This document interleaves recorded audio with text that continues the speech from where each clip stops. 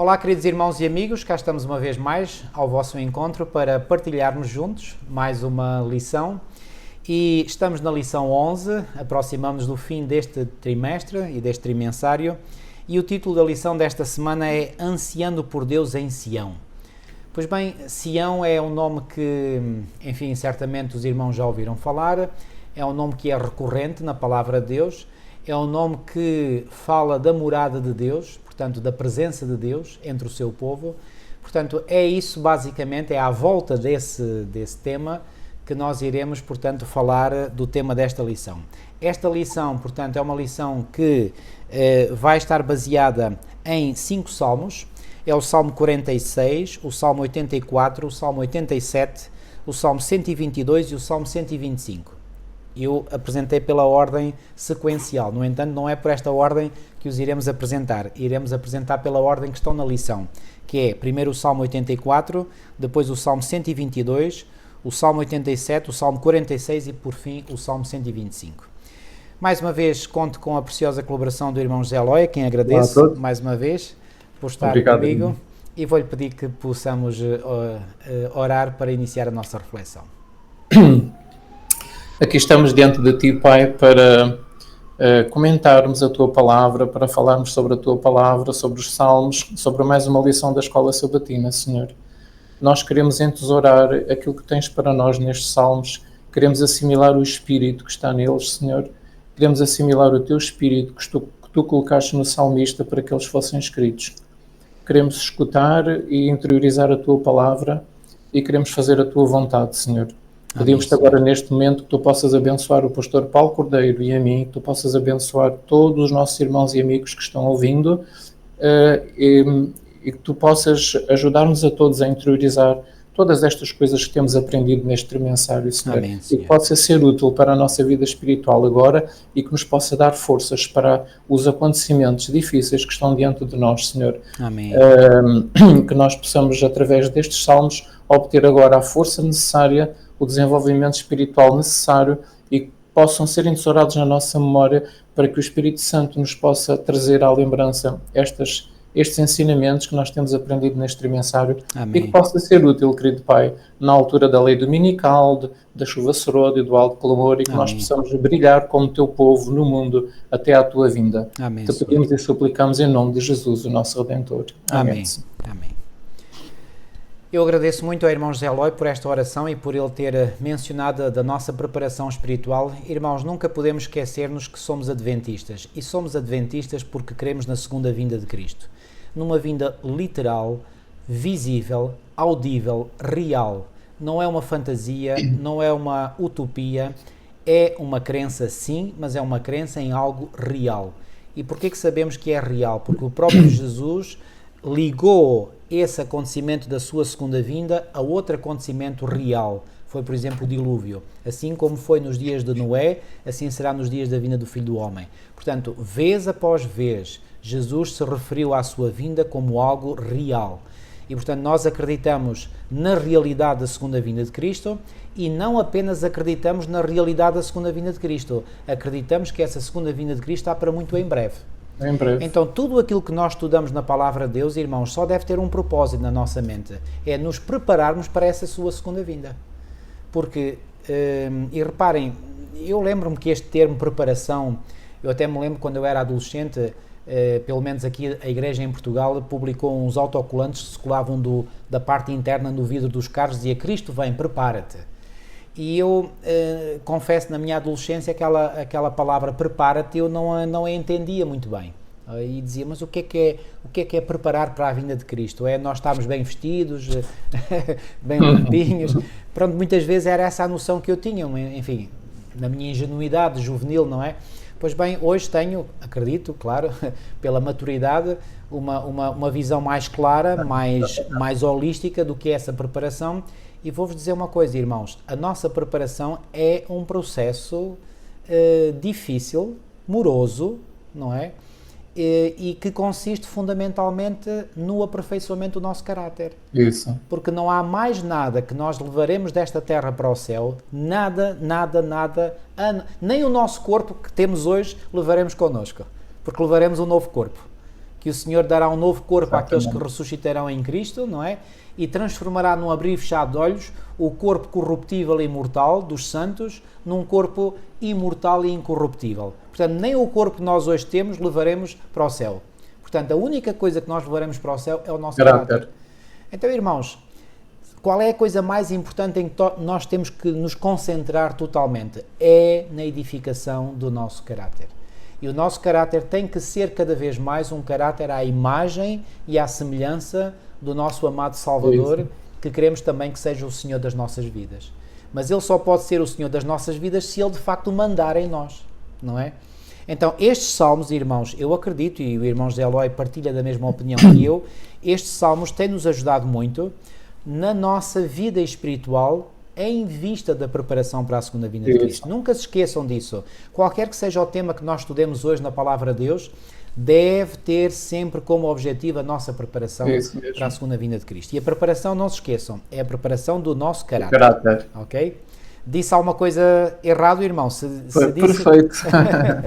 É o foco é esse. Oxalá que o meu caráter já fosse perfeito, como foram então as minhas palavras.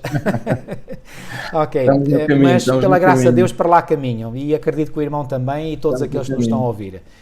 E acredite, irmãos, e reparem, nós não estamos a dizer isto porque nos julguemos melhores do que vós que estáis aí desse... Não. Irmãos, nós acreditamos que nós todos temos o mesmo inimigo a combater, nós temos um inimigo que é cruel com as suas tentações, com os desânimos que ele quer colocar na nossa mente, e portanto todos nós temos um inimigo comum, e nós temos que nos unir cada vez mais ao Senhor em primeiro lugar, e também uns aos outros, para conseguirmos derrotar este inimigo comum. Exatamente. Muitas vezes as nações juntam-se, as pessoas juntam-se quando têm que defrontar um inimigo comum.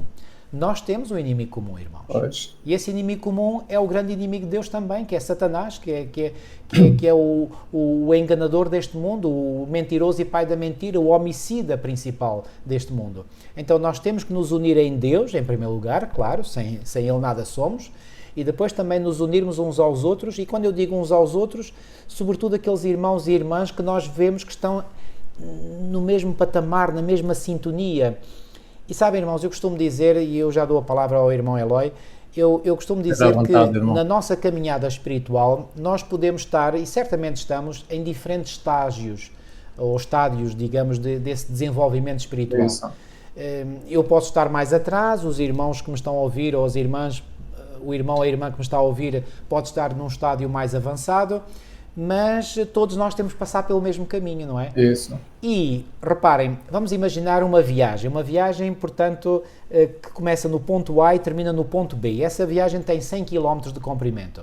Pois bem, uns podem estar nos primeiros 10 km da viagem, outros podem já estar entre o quilómetro 10 e o quilómetro 20, outros podem estar entre o quilómetro 50 e 60, outros já estão no quilómetro 80, outros já estão no 90, outros estão no 99, só Deus sabe onde é que cada um de nós está.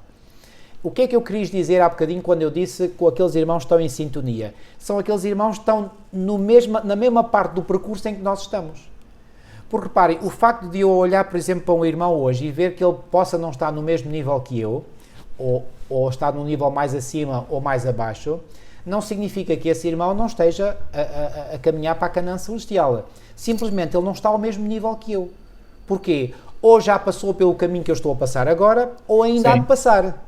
Isso então, mesmo. O que é que eu quis dizer, e por isso é que eu estou a dar esta analogia para explicar muito bem aquilo que eu quis dizer. O que é que eu quero explicar com nós nos juntarmos, sobretudo com aqueles irmãos que estão em sintonia? São aqueles irmãos, imagina, eu estou no quilómetro 60 agora. Pois bem, quem são aqueles irmãos que eu procuro, que eu entendo melhor e que eles me entendem melhor a mim? São aqueles que também estão no quilómetro 60.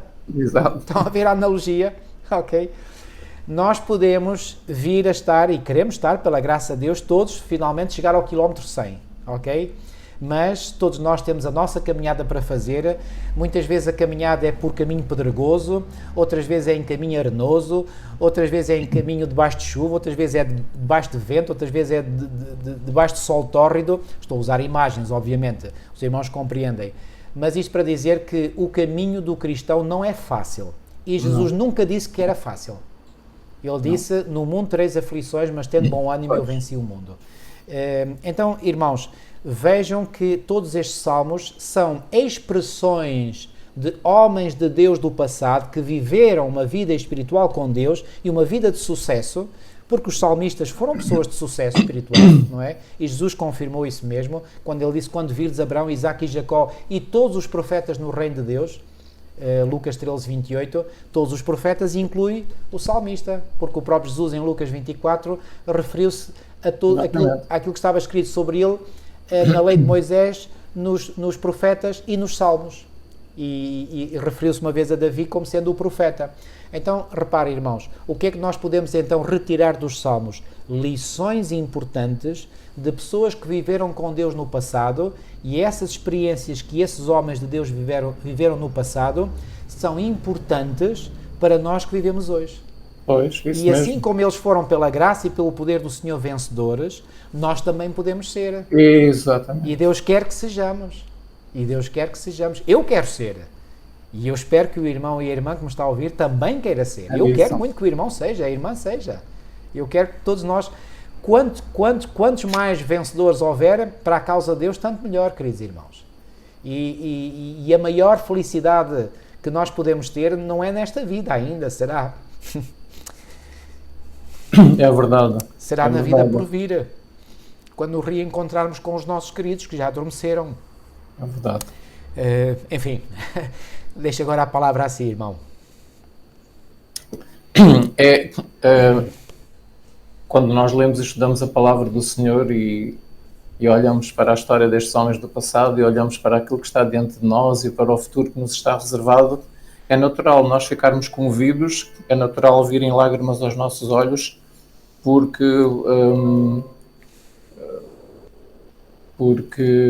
pronto, é mesmo assim, isto só acontece quando o Espírito do Senhor toca o nosso coração e debaixo da influência do Espírito Santo nós ficamos assim, ficamos comovidos, e desejamos muito ser amados por Deus e desejar com Jesus, estar com Ele na nova terra.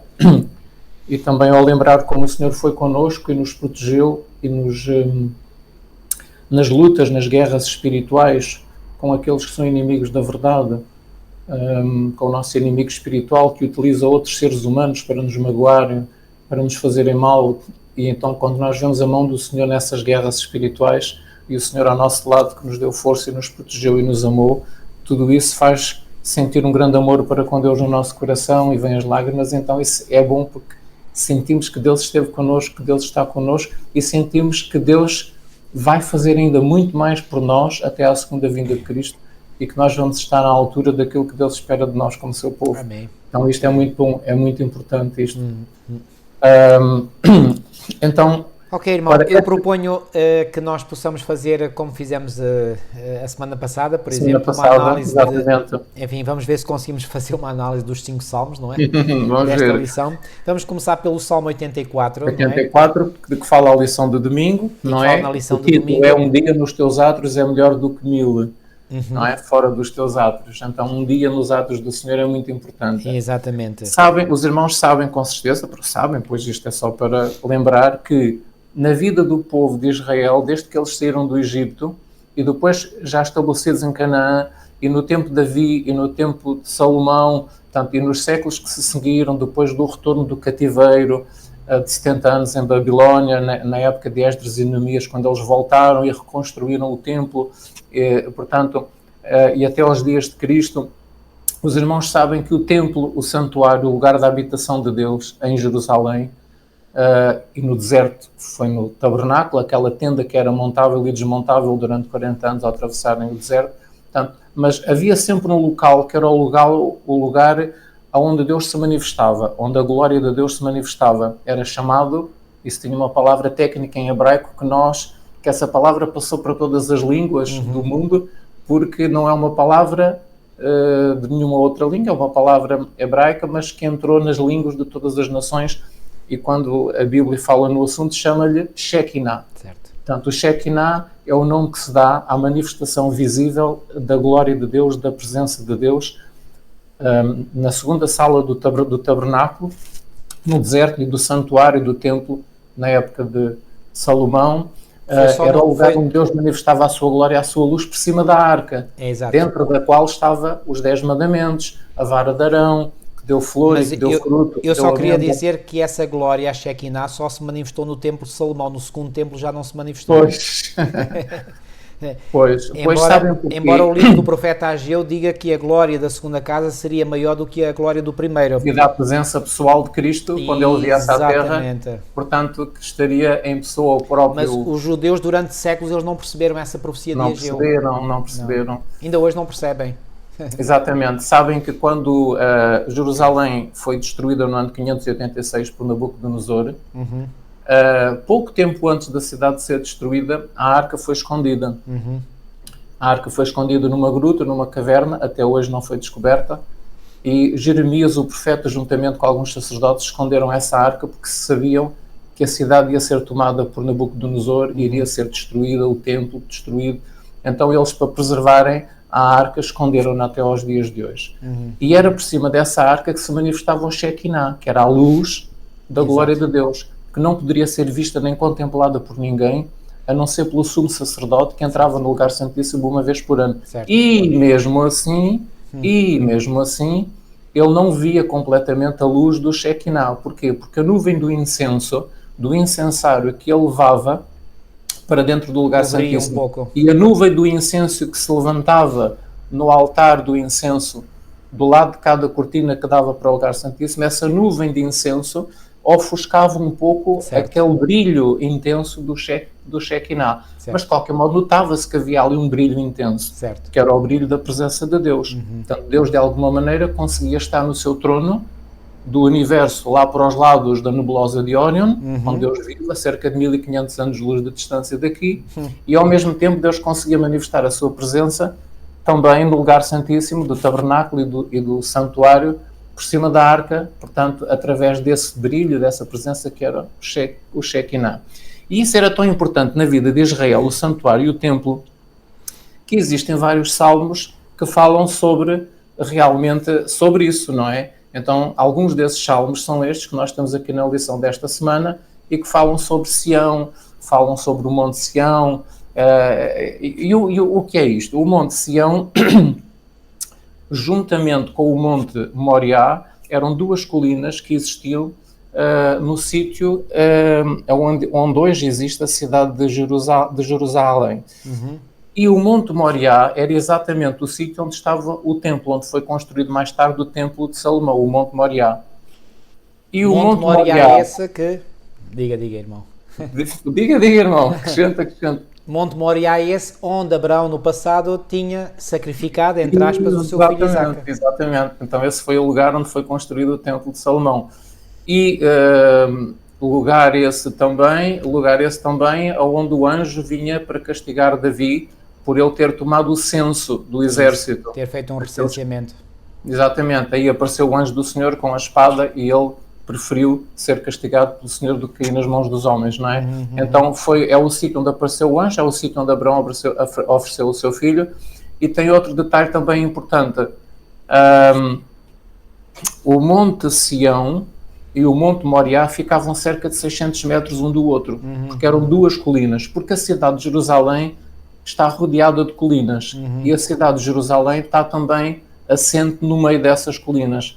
Então, o templo no Monte Moriá, mas o Monte Sião estava junto ao Monte Moriá, então, e o santuário estava tudo ali, a cidade de Jerusalém também envolvia isso tudo. Então, quando se fala no Monte Sião, envolve também o Monte Moriá, envolve a zona do santuário, do templo, envolve a zona onde Jerusalém foi construída. Portanto, Sião envolve isto tudo. E mais tarde veio a ser um símbolo do povo de Deus aqui na Terra, não é? Era um símbolo do povo de Israel, do tempo de Davi, é um símbolo da Igreja do Senhor e continua a ser um símbolo até na Nova Terra, não é? Na Nova Terra o Monte Sião continua a ser um símbolo muito forte. Nós já vamos ver isso em pormenor. Só para lembrar aos irmãos que a cidade de Jerusalém, antigamente o que era? Ela foi chamada Jerusalém por Davi. Pronto. Antes de ser Jerusalém, o que é que ela era? Era conhecida por dois nomes, era Jebus e Salém. E os irmãos não se esqueçam, isto é muito interessante, Salém era a cidade onde vivia Melquisedeque. Melquisedeque vivia em Salém. E Jebus era a fortaleza que estava na colina, no topo da colina, do monte destas duas colinas, pronto, o Monte Moriá e o Monte Sião. Então, Salém e Jebus eram duas cidades com nomes diferentes, em épocas diferentes. No tempo de Melquisedeque era Jebus, no tempo de Davi era Salém, do tempo de Melquisedeque, no tempo de Davi chamava-se Jebus, e depois passou-se a chamar Jerusalém. Então, é esta cidade... Foi como que uma síntese dos dois nomes. Exatamente, portanto, os jebuseus mais tarde conquistaram o local onde vivia Melquisedeque e tinha o seu reino, como rei, não é? Então Jerusalém está ligada a tudo isso, ao passado, a Melquisedeque, a Salém. E Melquisedeque nos é dito na Bíblia que era servo do Deus Altíssimo. Exato, sacerdote do Deus Altíssimo, exatamente, que era rei e sacerdote. Então Sião, no fundo, Sião era uma das colinas que ainda existe, mas tornou-se um símbolo do santuário, do Monte Moriá, da própria cidade de Jerusalém e disso tudo. E os Salmos falam disso e nós vamos ver então o que é que os Salmos nos dizem sobre isto. Então começamos pelo Salmo 84. Ok. O irmão pode ler, por favor. E eu vou ler. Quão amáveis são os teus tabernáculos, Senhor dos Exércitos. A minha alma suspira e desfalece pelos atos do Senhor. O meu coração e a minha carne exultam pelo Deus vivo. O pardal encontrou casa e a andorinha ninho para si, onde acolhe aos seus filhotes. Eu os teus altares, Senhor dos Exércitos, Rei meu e Deus meu. Bem-aventurados, Senhor, os que habitam na tua casa. Louvam-te perpetuamente. Bem-aventurado o homem cuja força está em ti, em cujo coração se encontram os caminhos aplanados, o qual, passando pelo vale árido, faz dele um manancial de bênçãos e o cobre. Faz dele um manancial. De bênçãos o cobre a primeira chuva. Vão indo de força em força. Cada um deles aparece diante de Deus em Sião. Senhor Deus dos Exércitos, escuta-me a oração. Presta ouvidos, ó Deus de Jacó. Olha, ó Deus, escudo nosso, e contempla o rosto do teu ungido. Pois um dia nos teus átrios vale mais que 1000. Prefiro estar à porta da casa do meu Deus a permanecer nas tendas da perversidade. Porque o Senhor Deus é sol e escudo. O Senhor dá graça e glória. Nenhum bem sonega aos que andam retamente, ó Senhor dos Exércitos. Feliz o homem que em ti confia. Então, este é um salmo de Davi, também para os filhos de Coré. Foi também feito por Davi. Este salmo, e temos aqui, portanto, a descrição como Davi ansiava muito o santuário, o templo, o santuário, não é? Mesmo antes do seu próprio filho ter construído o templo, uma das 7 maravilhas do mundo, não é? Antes do seu próprio filho ter construído aquilo, ele tinha o local onde estava a arca do Senhor, não é? Certo. E então, para ele era muito importante esse lugar onde se manifestava então a presença de Deus. Era ali que ele ansiava estar, perto de Deus, onde Deus estava fisicamente, não é? Digamos assim, era uma presença física porque é uma luz, não é? Então, Davi ansiava muito estar ali. Portanto, este é o Salmo, estes são os versículos. Muito bem. Só reforçar que, portanto, a vontade, o irmão já disse, mas eu só vou reforçar mesmo, Davi gostava de estar nos átrios do Senhor, não pelos átrios em si, não pelo templo em si, não pelo santuário, que na altura ainda não havia, porque iria ser o seu filho Salomão que iria construir, mas não era pelo local em si, não, Davi anelava estar lá por estar na presença de Deus. Deus estava ali, ele ansiava estar com Deus. Ele sabia, ele tinha a certeza que Deus estava lá, porque a presença de Deus se manifestava através da Shekinah que o irmão falou há pouco. E reparem, isto é uma grande lição para nós. Será que nós hoje temos prazer em estar com Deus? Será que nós hoje temos prazer em estar em comunhão com Deus? E se esse é o caso, louvado seja Deus, porque já nos inculcou esse gosto em nós. Se não é o caso, irmão e irmã, não desanima. Peço ao Senhor que lhe dê esse gosto, que avive ou reavive em si o gosto por estar na presença de Deus, porque quem está na presença de Deus realmente está bem, está seguro. Se Deus é por nós, quem será contra nós? Vai dizer o apóstolo Paulo. O salmista também diz várias vezes isso. E recordo, e vou ler aqui numa outra versão, o versículo 10 do Salmo 84, porque vale mais um dia nos teus átrios do que em outra parte 1000. Em outra parte é qualquer outra parte que não seja os átrios do Senhor, ou seja, o local onde Deus está. Preferiria estar à porta da casa do meu Deus a habitar nas tendas da impiedade. que nós possamos, amigos, ter também prazer em estar com o Senhor. E o nosso tabernáculo hoje, pois bem, pode ser o nosso local onde diariamente nós encontramos com o Senhor, pode ser o altar da família, pode ser a igreja que nós frequentamos. Pois bem, gosto muito daquele Salmo 122, não faz parte aqui desta lição, quando o salmista diz, alegrei-me quando me disseram, vamos à casa do Senhor. Salmo 122, 1. Aliás, faz parte sim da nossa lição, peço desculpa.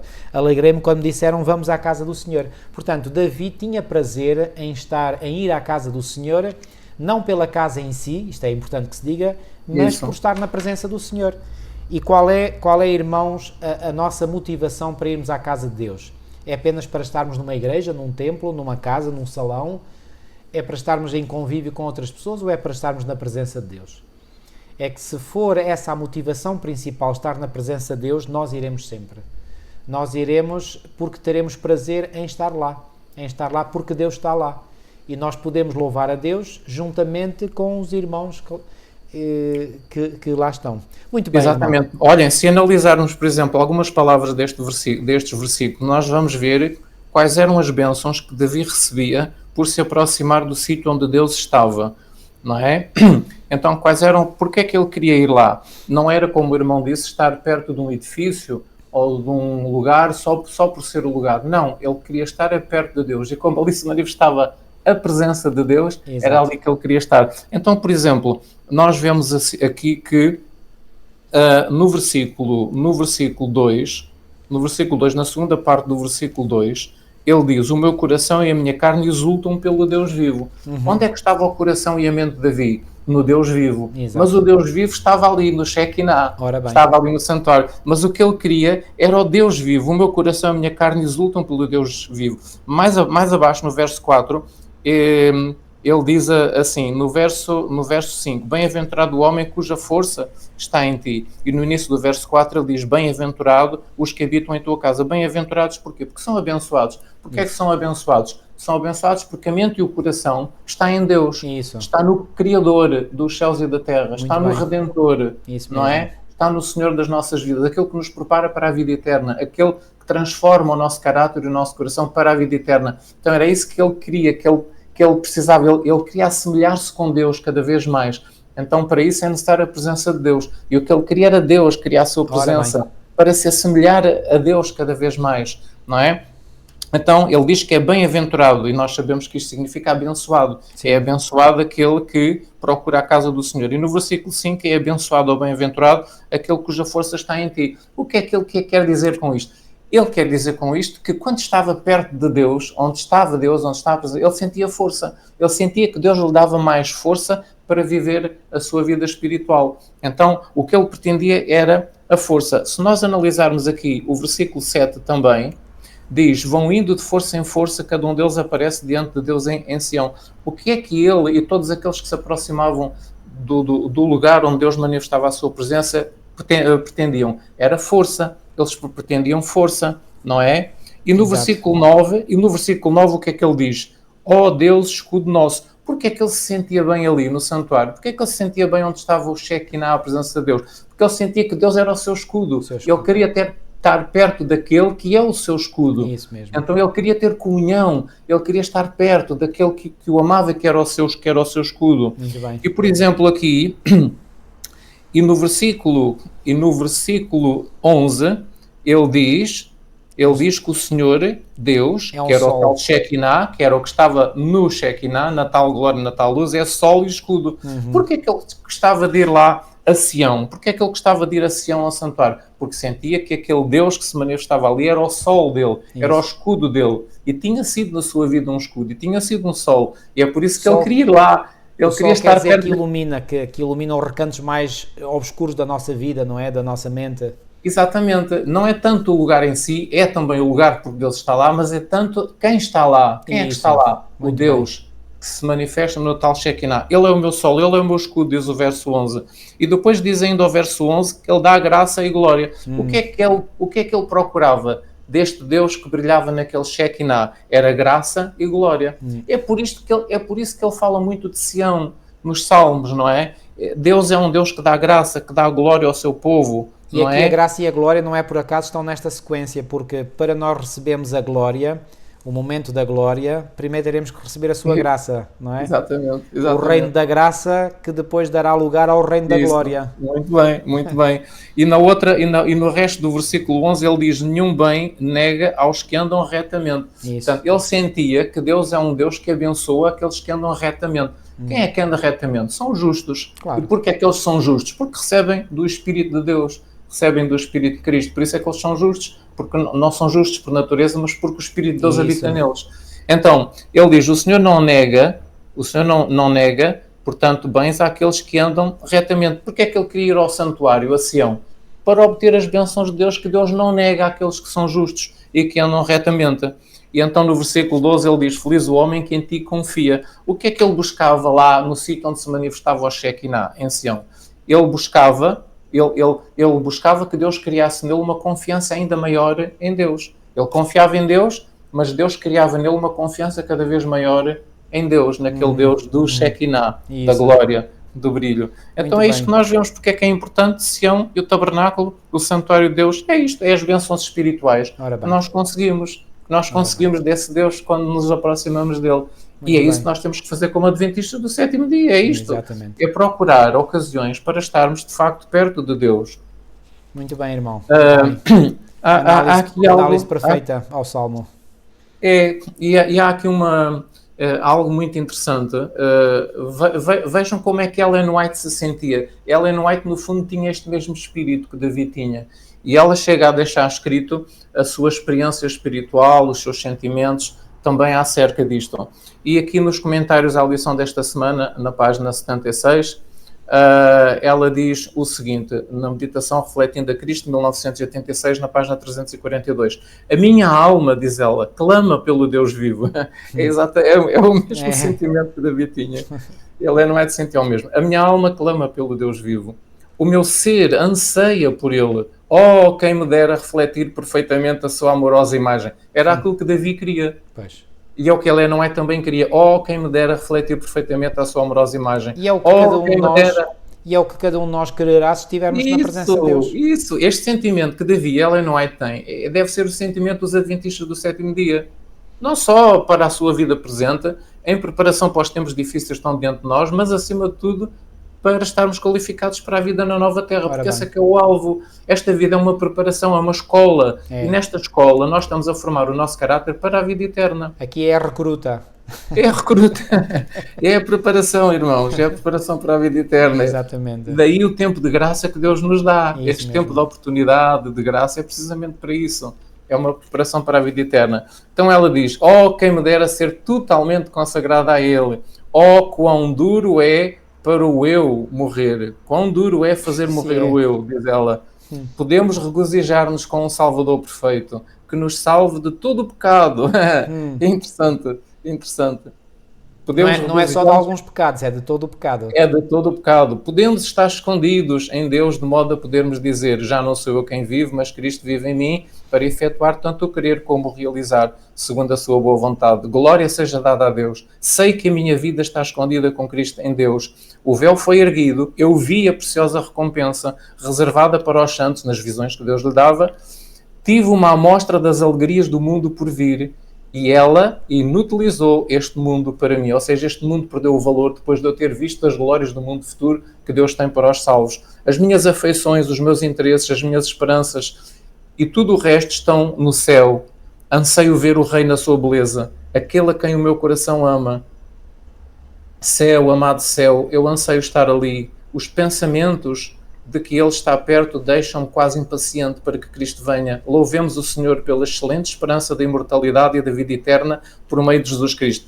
Quem quiser ler depois o contexto, é a meditação matinal, refletindo a Cristo, 1986, página 342. E numa outra meditação, para conhecê-lo, de 1964, na página 139, ela diz assim: eu rendo graças ao meu Pai Celestial pelas suas bênçãos, depois de buscar o Senhor em oração. Ela buscou o Senhor em oração, o Senhor a abençoou. E quando ela busca o Senhor em oração, onde é que ela está indo? A Sião. Não a Sião terrestre, mas a Sião celestial. Porque lá na Sião celestial também há um monte e também há um templo, também há um santuário onde Deus vive. Isso. E é ali que nós, os cristãos e adventistas do sétimo dia, devemos ir, porque o templo foi destruído no ano 70 da nossa era. Bem. Já não há santuário, já não há templo. Isso. Agora, qual é o templo dos cristãos? Qual é o santuário dos cristãos? Aquele onde Jesus entrou após a sua ascensão, sendo nomeado sacerdote segundo a ordem de Melquisedeque. Então, é lá que Jesus está como nosso sumo sacerdote. É nesse templo celestial, nesse santuário celestial, de que fala todo o livro de Hebreus.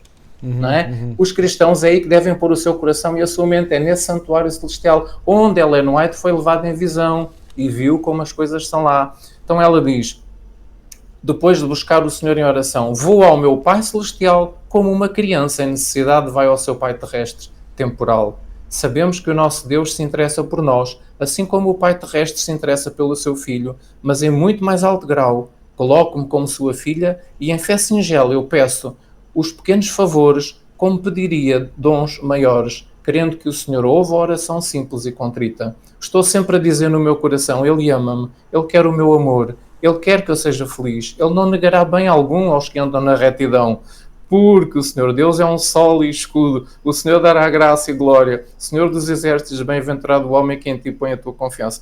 Ou seja... Ela está aí a citar as palavras do Salmo 84. Isso, ela está a citar as palavras, o versículo 11 e 12 do Salmo 84.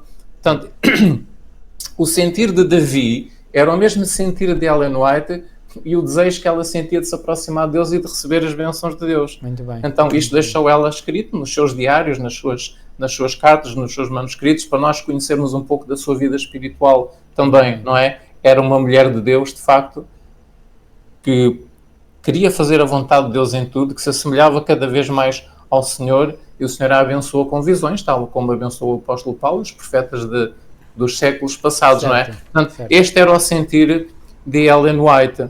Oh, irmão, eu vou ousar pedir-lhe aqui um pequeno favor, que é o seguinte, há 2 lições atrás, nós já estávamos na reta final e estávamos com muito pouco tempo, e eu fiz um bocadinho de pressão para terminar, o irmão falou e deu uma visão, portanto, que talvez possa ter ficado com alguma dúvida, possa ter ficado alguma dúvida na mente dos irmãos e irmãs que nos acompanharam nessa lição.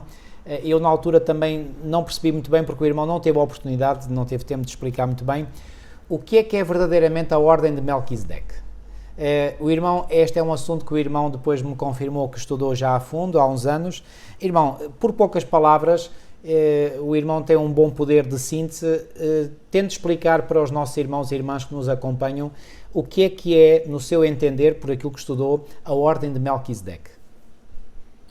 Oh, irmão, eu não estudei a fundo esse assunto, porque eu raramente tenho tempo de estudar a fundo as coisas, porque a nossa vida é composta no dia-a-dia de tantas coisas que nós nunca chegamos a ter tempo para estudar a fundo, tal como eu gostaria. Isto então, pode ser relativo, porque o seu estudo certamente é mais profundo do que o de muitos outros, não é? E, portanto, nesse sentido... irmão, há muito para estudar, eu não consegui examinar os textos todos, mas o irmão chegou a uma conclusão que partilhou comigo e que eu apreciei imenso e que eu gostaria que o irmão partilhasse aqui. Portanto, o que é essa ordem de Melquisedeque? Partilhe lá, assim em poucas palavras, porque eu creio que faz sentido e tem base bíblica, e por isso eu gostaria de partilhar, porque estas pérolas têm que ser partilhadas. Há realmente coisas que nós não sabemos, há coisas que nós sabemos. As coisas que nós sabemos, de facto, pela Sagrada Escritura, é que, segundo o testemunho do apóstolo Paulo, no livro de Hebreus, Melquisedeque ainda está vivo. É o que nós sabemos pela análise daquele versículo que nós lemos em Hebreus. Ele ainda está vivo. E nós sabemos que Jesus Cristo foi nomeado sacerdote segundo essa ordem. Portanto, e nós sabemos que essa ordem de sacerdotes é uma ordem de sacerdotes que não morre.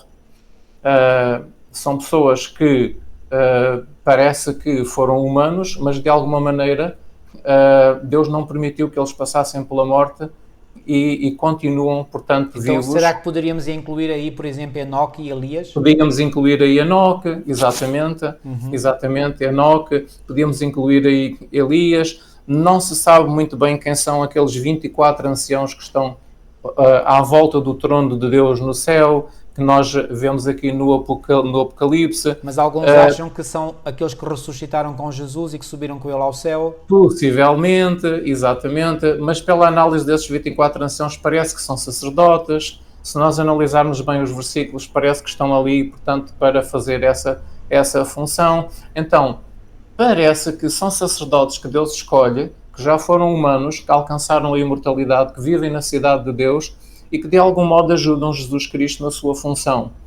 É interessante também que a carta aos Hebreus diz-nos que Jesus entrou como precursor, entrou por nós como precursor no santuário celestial como sumo sacerdote segundo a ordem de Melquisedeque. O que é que isto quer dizer? Um precursor é alguém que vai antes de nós. Certo. O que é que isso quer dizer? Isto significa que os salvos, ou todos ou alguns, vão de certo modo, pelo menos é a análise do versículo bíblico, se Jesus entrou como precursor por nós no santuário celestial, quer dizer que a seguir a ele há outros que vão para lá. Certo. Também. Quem serão eles? Os salvos, não é? Então, esta é a minha análise, mas como disse, nós não temos muita base bíblica para afirmar determinadas coisas, é apenas algumas coisas... Não, mas o irmão referiu aí um texto que eu tenho que... E eu vou referir também outro texto. Okay. E além disto, do texto dizer que Jesus foi como precursor e que nós iremos para lá, lembram-se que há aqueles 2 versículos no Novo Testamento que dizem que nós somos um reino sacerdotal, nação santa. Isso. O que é que isto quer dizer? Quer dizer que o povo de Deus são reis e são sacerdotes, isso, mas ainda não estão a exercer a função nem de reis nem de sacerdotes. Mas o Novo Testamento diz que são um reino sacerdotal. O que é que isto quer dizer? Que são reis e são sacerdotes, não é? E depois nós encontramos, já no Apocalipse, no capítulo... 20 e no versículo 6. Já encontramos no capítulo... 20 e versículo 6. No capítulo 20... No capítulo 20 e no versículo 6, a Bíblia diz-nos: bem-aventurado e santo aquele que tem parte na primeira ressurreição. Sobre esses a segunda morte não tem autoridade ou não tem poder. Pelo contrário, serão o quê? O que é que a Bíblia diz? Sacerdotes de Deus e de Cristo e reinarão com ele os 1000 anos.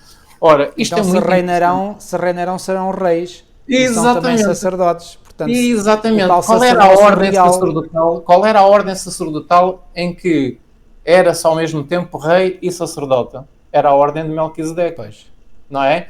E durante os 1000 anos os salvos serão reis e serão sacerdotes. Pois. Ora, e não morrerão.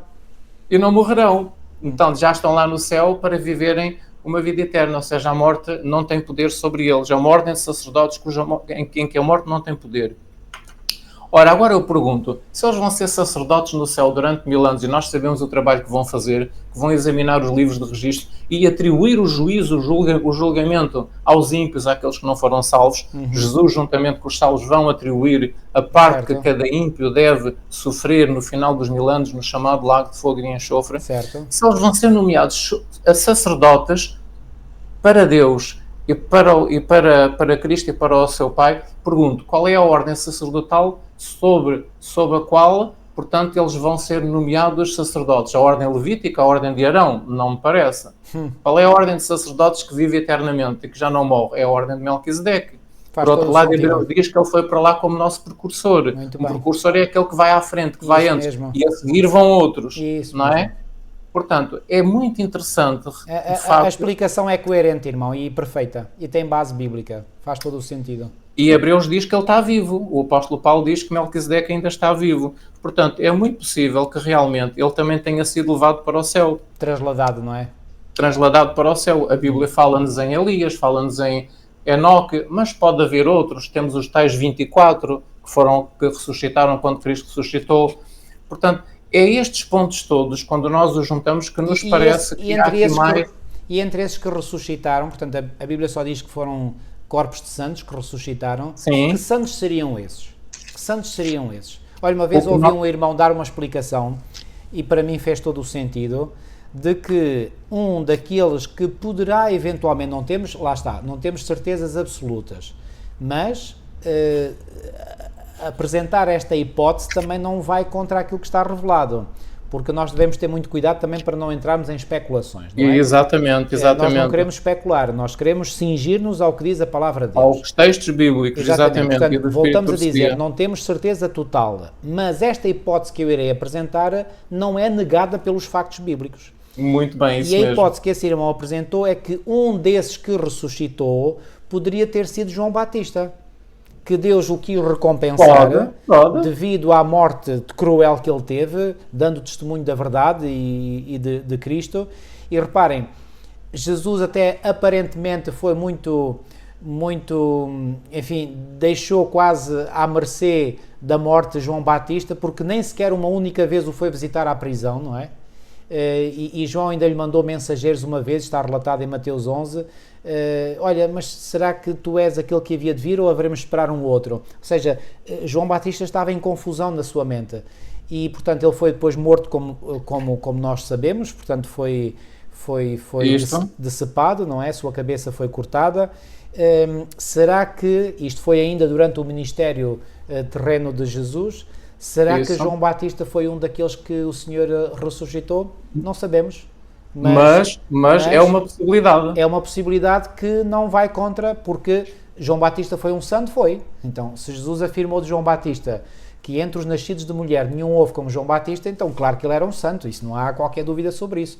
Portanto, João Batista poderá ter ressuscitado. E sendo assim, reparem bem, o facto de Jesus não ter ido visitar João à prisão, agora sou eu a raciocinar comigo, com os meus botões, como se costuma dizer, reparem, Jesus também, quando recebeu a notícia de que Lázaro estava doente, parece que Jesus não se importou com Lázaro. Pois. E deixou passar o tempo e Lázaro acabou por morrer, e a morte de Lázaro foi para a glória de Deus. E foi para benefício do próprio Lázaro e das irmãs, que tinham ficado sem o seu irmão. Da mesma forma, esta aparente... porque reparem, até Marta e Maria, as duas irmãs, de certo modo deram uma crítica velada a Jesus por ele não ter vindo mais rapidamente, porque elas disseram, se tu estivesses aqui, o meu irmão, o nosso irmão não teria morrido. Ou seja, como quem diz, Senhor, tu não te despachaste, porque se tivesses despachado, o nosso irmão não teria morrido. Então Jesus vai fazer algo extraordinário para a glória de Deus e que vai ser em grande benefício para Lázaro e para as irmãs. Então eu penso que de forma semelhante, ou um pouco semelhante, Deus pode ter descurado, entre aspas, digamos, João Batista enquanto em vida, nem sequer o foi visitar à prisão, porque estava para fazer por ele algo muito melhor do que faria se o fosse simplesmente visitar à prisão. É uma hipótese, repito, é uma hipótese. Exatamente, é uma hipótese. Estou a afirmar sempre a pé juntos que tenha sido assim, nós com não certeza sabemos, não temos dados nem na Bíblia nem no Espírito por si que indicam isso, mas é uma possibilidade e esta possibilidade também não é refutada pelos fatos bíblicos. Okay? Não, então se nós realmente nos lembramos que 1 Pedro 2,5 diz, vós sois, portanto, vós sois... Nação Santa, pedras vivas, sois edificados casa espiritual para serdes ou para sermos sacerdócio santo. Isso. Então, se os crentes, o plano de Deus é que os crentes sejam sacerdócio santo, isso no versículo 9, no mesmo capítulo 2 de 1 de Pedro, diz que vós sois sacerdócio real, ou seja, reis e sacerdotes. Isso mesmo. E se nós abrirmos também Apocalipse, capítulo 1, versículo 6, o próprio João, que teve a visão em Apocalipse, ele diz, e nos constituiu reino e sacerdotes para o seu Deus e Pai. Portanto, reparem que os salvos, os crentes estão destinados a serem realmente reis e sacerdotes para Deus, Apocalipse 1:6. E se nós lermos um pormenor interessante em Apocalipse capítulo 5, versículo 8, diz, e quando tomou o livro, os 4 seres viventes e os 24 anciãos prostraram-se diante do Cordeiro, tendo cada um deles uma harpa. Agora vejam o que é que eles têm na mão, os 24 anciãos. Cheias de incenso. Cheias de incenso, taças de ouro cheias de incenso, que são as orações dos santos. Quem é que lidava com o incenso, simbolizando as orações dos santos para com Deus? Eram os sacerdotes. Mais ninguém poderia fazer isso. Então, de certo modo, parece que estes 24 anciãos desempenham um papel sacerdotal junto ao trono de Deus. Muito bem. Por que será? Será que já foram humanos e os tais ressuscitados com Cristo e que Deus os levou para o céu para, como humanos, serem de certo modo representantes também da raça humana juntamente com Cristo, que é sumo sacerdote, segundo a ordem de Melquisedeque? Isto é muito interessante, que isto é uma função sacerdotal, a dos 24 anciãos aqui no verso 8. E no verso 10 diz... E quer reforçar aqui um ponto importante, o irmão já referiu, mas para ficar claro... Estes redimidos, portanto, ou resgatados da raça humana, são sacerdotes. Jesus Cristo é o sumo sacerdote. Exatamente. Ou seja, Jesus está acima de todos eles. Hein? Isto fica muito claro, não é? Portanto, não há aqui E tal como na ordem de Arão havia os sacerdotes e o sumo sacerdote, na Isso. ordem de Melquisedeque, Também. muito provavelmente, pelos vistos, a gente não tem certezas acerca disto, pelos vistos, há sacerdotes, há base bíblica para nós pensarmos assim, não é? Há base bíblica e Jesus sendo o sumo sacerdote. E no versículo 10 do capítulo 5 do Apocalipse diz: e para o nosso Deus nos constituíste reino e sacerdotes. Aqui a minha versão diz: e para o nosso Deus os fizeste reis e sacerdotes. Portanto, pronto, muito bem. Há outras versões, umas versões dizem os e outras versões dizem nos. Muito bem. Mesmo que seja os, portanto, vemos aqui que Deus tem destinado para os salvos a função de reis e sacerdotes. Exatamente. Ora, se vão ser sacerdotes, sob que ordem? Só há uma mencionada na Bíblia, porque Levítico terminou. A ordem de Arão Levítico terminou. E só há uma que permanece no céu, que é aquela sob a qual Cristo foi nomeado como sacerdote. Então faz todo o sentido. E... Olha, irmão, posso dizer claramente, é a segunda grande coisa que eu aprendo consigo. A primeira foi no início do meu ministério, ainda estou a aprender consigo. Isto são ideias... Isto aqui eu nunca tinha chegado a esta conclusão, mas quando ouvi o irmão fazer esta explicação, já em off, há 2 lições atrás, eu realmente percebi imediatamente que tudo encaixa perfeitamente umas coisas nas outras, faz todo o sentido. Então, isto são ideias que eu já tenho há muitos anos, eu já tenho estas ideias já pelo menos perto de 40 anos, mas nunca falei com ninguém porque é assim, são coisas que nós não podemos afirmar 100% que é assim, então eu guardo-as para mim, mas quando há uma oportunidade de falar assim, pelo menos algumas coisas podemos dizer com base nestes versículos bíblicos, porque é a palavra de Deus. E pronto, a oportunidade surgiu muito e pronto, eu não estava à espera que o irmão pedisse para eu falar sobre este assunto. Eu ainda não estudei este assunto todo até ao fundo, mas pelo menos algumas coisas... Eu vou fazer uma confissão que não revelei ao irmão. Eu quando há 2 semanas atrás em off falámos, eu fiz essa sugestão. O irmão não se mostrou muito à vontade para falar isto em público. De modo que eu não disse nada, fiquei caladinho e agora apanhei-o assim, à queima-roupa. Apanhou-me de surpresa, sim. E agora o irmão não poderia ficar mal aqui diante dos irmãos e, portanto, teve que dar a explicação, mas ainda bem. E já agora, os irmãos que nos estão a ouvir, digam o que é que pensam, digam se faz sentido isto que o irmão José Eloy acabou de explicar. Para mim faz, mas... para vós pode não fazer, e se não fizer, digam, sintam-se à vontade, apresentem factos bíblicos ou de espírito de profecia que possam indicar o contrário, mas eu acho que isto faz muito sentido. Portanto, já agora, para os irmãos depois poderem analisar em casa, o versículo onde diz que Jesus entrou como nosso precursor, que vai à frente e depois nós vamos a seguir, sim, e onde ele entrou foi no santuário, é em Hebreus capítulo 6, versículo 20. Okay. E onde diz que Melquisedeque está vivo é em Hebreus capítulo 7, versículo 8. Hebreus, portanto, 6:20, que diz assim: 6:20, onde Jesus, nosso precursor, entrou por nós, feito eternamente sumo sacerdote, segundo a ordem de Melquisedeque. Lá está, sumo sacerdote. E agora Hebreus, o outro... Hebreus 7, capítulo 7, versículo 8. E aqui certamente tomam dízimos homens que morrem, ali, porém, aquele de quem se testifica que vive. Portanto, quer dizer que se vive, não morre. Exatamente, portanto é aqui, e eu estive a ver por acaso, eu tenho aqui isto porque eu entretanto estou a apanhar os momentos disponíveis, todos os minutos livres. E já agora, para que não fique dúvidas de que se está a falar, de quem é que está aqui Paulo a falar aqui em Hebreus 7, 8, eu vou ler no contexto. O versículo 8 diz assim, eu vou começar no 7, ora, sem contradição alguma o menor é abençoado pelo maior. E quem é esse maior? Vamos ao versículo 6, diz assim, mas aquele cuja genealogia não é contada entre eles tomou dízimos de Abraão e abençoou o que tinha as promessas. Quem é que abençoou o que tinha as promessas? Bom, o que tinha as promessas era Abraão. O que abençoou o que tinha as promessas, ou seja, o que abençoou Abraão foi Melquisedeque, quando Abraão veio da guerra contra os reis, ok, para salvar Ló e a sua família. E depois Paulo aqui prossegue no seu raciocínio, ora, sem contradição alguma, o menor é abençoado pelo maior. Quem é aqui o menor? O menor é Abraão. E o maior é Melquisedeque. Depois ele diz, e aqui certamente tomam dízimos homens que morrem. Quem é que tomou o dízimo? Bom, Melquisedeque. Ali, porém, de quem se testifica que vive. Não, aqui tomam dízimos homens que morrem, que é os sacerdotes da ordem de Arão, levíticos. Porque no versículo 9 diz, e por assim dizer, por meio de Abraão até Levi, que recebe dízimos, pagou dízimos. Sim.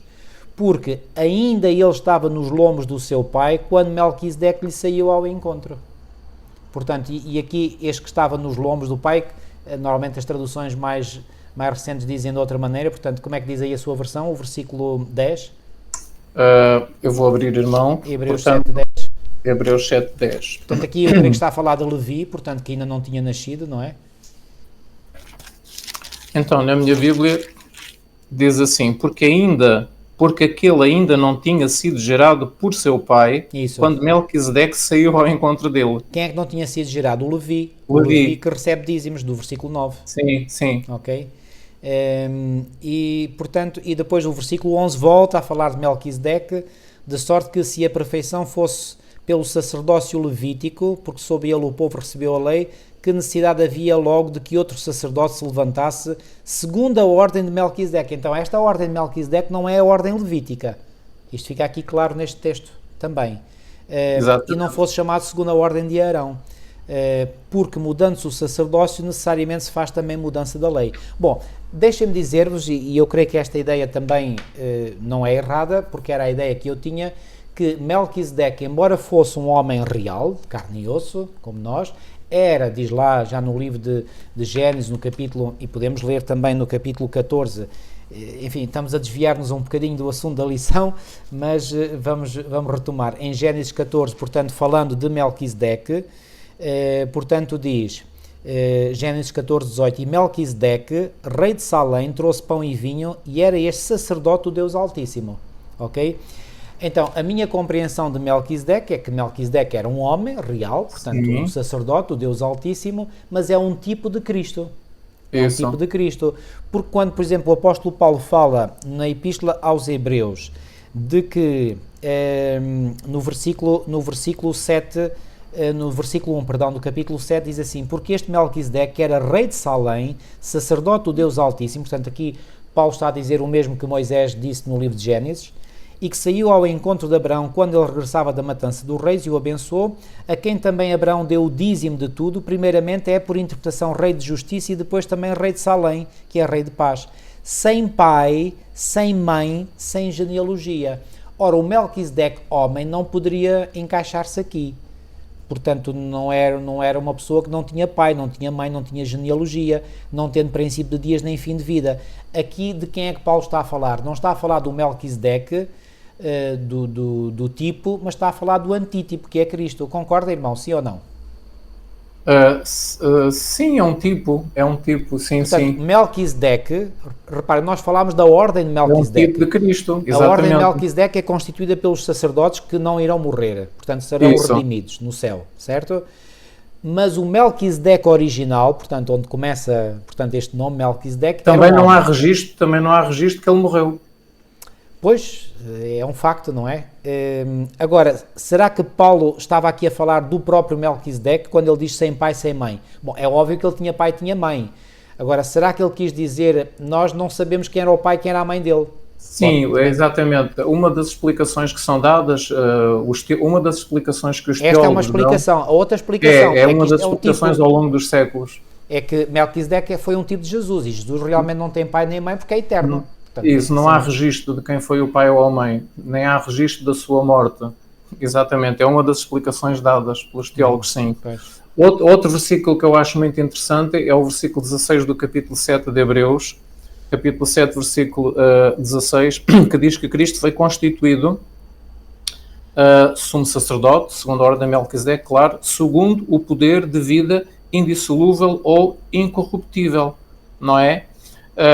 Ou seja, esta ordem de sacerdotes são constituídos sacerdotes pelo poder de uma vida indissolúvel. Quem é que passa a ter uma vida indissolúvel ou incorruptível? Os salvos que passam desta terra para o céu. Aqueles que são transportados para o céu passam a ter dentro deles uma vida que se mede com a vida de Deus. E a vida de Deus não tem princípio nem fim. Poderá ser este o significado?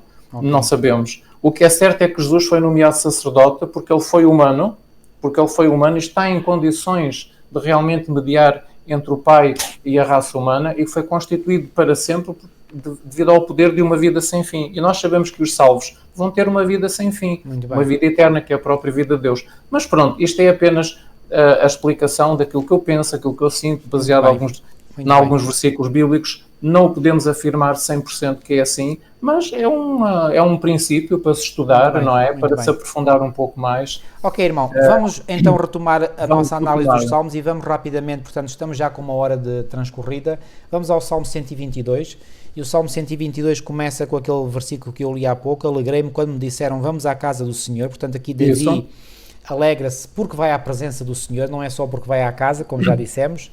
Os nossos pés estão dentro das tuas portas, ó Jerusalém. Jerusalém está edificada como uma cidade bem sólida, onde sobem as tribos do Senhor, como testemunho de Israel, para darem graças ao nome do Senhor, pois ali em Jerusalém estão os tronos do juízo, os tronos da casa de Davi.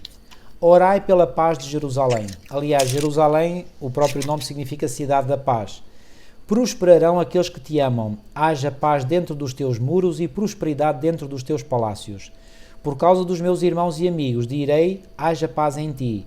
Por causa da casa do Senhor nosso Deus, buscarei o teu bem. Então, porquê que Davi queria o bem da cidade de Jerusalém? Porque na cidade de Jerusalém estava a casa de Deus.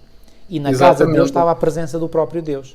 Portanto, estão a ver a importância de Jerusalém não advém da cidade em si, mas advém do facto de que em Jerusalém estava a casa de Deus. E a importância da casa de Deus não advém da importância da casa de Deus em si, mas da presença de Deus nessa mesma casa. Está claro este ponto? É como, por exemplo, quando Deus apareceu a Moisés no deserto, lá naquela sarça ardente, e disse, descalça as tuas sandálias, porque a terra onde estás é terra santa. Porquê que era terra santa? Havia alguma santidade naquela terra desértica? Claro que não. Porquê que era santa? Porque naquele momento a presença de Deus se manifestava ali. Deus estava naquela sarça ardente. Que Deus? O Deus eu sou. Quem é este eu sou? Jesus Cristo. Então estão a ver, portanto, tudo isto faz sentido. Repito, agora, Deus continua a estar na cidade de Jerusalém de hoje? Não, não está. Onde é que Deus está hoje? Bom, Deus está na Nova Jerusalém. Por isso é que, na cidade do Deus eterno no por céu. Isso é que, e isto não vem na lição, mas eu vou introduzir vou introduzir rapidamente, como um parênteses aqui, por isso é que o apóstolo Paulo, na Epístola aos Gálatas, no capítulo 4, eu chamo a atenção dos irmãos para isso, ele faz aqui referência a Jerusalém, portanto, à Jerusalém terrena e à Jerusalém celestial. E ele diz assim, no versículo 25 de Gálatas 4, ora, esta Agar era o nome da serva de Abraão, de quem ele teve o filho Ismael, é Sinai, um monte da Arábia, que corresponde à Jerusalém que agora existe, pois é escrava com seus filhos. Mas a Jerusalém que é de cima, celestial, onde Deus vive, é livre, a qual é a mãe de todos nós. Então como é que o apóstolo Paulo se referiu à Jerusalém do seu tempo, já depois da ascensão de Cristo? Como sendo escrava, como sendo o Monte Sinai. Portanto, quer dizer que aqui esta Jerusalém, a atual Jerusalém, não tem mais a presença de Deus. Portanto, agora, a Jerusalém do tempo do rei Davi, do tempo do salmista, reparem, eu volto a dizer, irmãos, porque isto é muito importante, não é porque a cidade em si fosse importante, a cidade era importante porque na cidade de Jerusalém estava a casa de Deus, e a casa de Deus por seu lado era importante porque nessa casa de Deus estava a presença de Deus. Estava lá a presença de Deus. Será que a presença de Deus está hoje na cidade de Jerusalém ou lá em qualquer tempo? Não está. Portanto, a cidade de Jerusalém não tem qualquer valor hoje, portanto tem tanto valor como outra cidade qualquer do mundo. Onde é que deve estar agora o nosso foco? Como Paulo diz, já no primeiro século da nossa era, na Jerusalém de cima, a qual é a mãe de todos nós.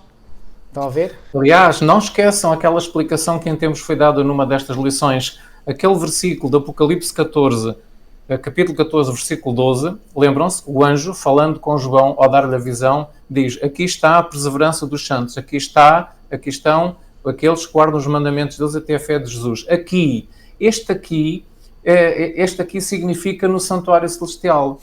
Ou seja, os santos dos últimos dias, o remanescente dos últimos dias, aqueles que passarão pela luta com a besta e a sua imagem, por causa do domingo e do sábado, esses, o seu coração e a sua mente estarão aonde? No santuário celestial. Quer dizer, não estão lá presencialmente, mas estão lá pela fé. Isso, a mente e o coração, a mente e o coração e a sua fé estão lá no santuário celestial, seguem toda a obra sacerdotal de Jesus lá no santuário celestial, estão a acompanhar e a sua fé está lá, e portanto eles sabem o que se passa lá desde 1844. E quando o anjo dá a visão a Ellen White, e quando o anjo diz, aqui está a perseverança dos santos, o anjo, quando fala com Ellen White e dá-lhe a visão, ao citar Apocalipse 14:12, o anjo aponta para o santuário celestial e diz, é ali que está a mente e o coração do povo do Senhor, é no santuário celestial. Ou seja, o povo dos últimos dias tem perfeita consciência da obra sacerdotal de Jesus no santuário celestial, no lugar santíssimo, desde 1844. Isto é extremamente importante. Então o apóstolo Paulo não dizia que ele nos fez assentar nos lugares celestiais? Em Cristo Jesus. Exatamente.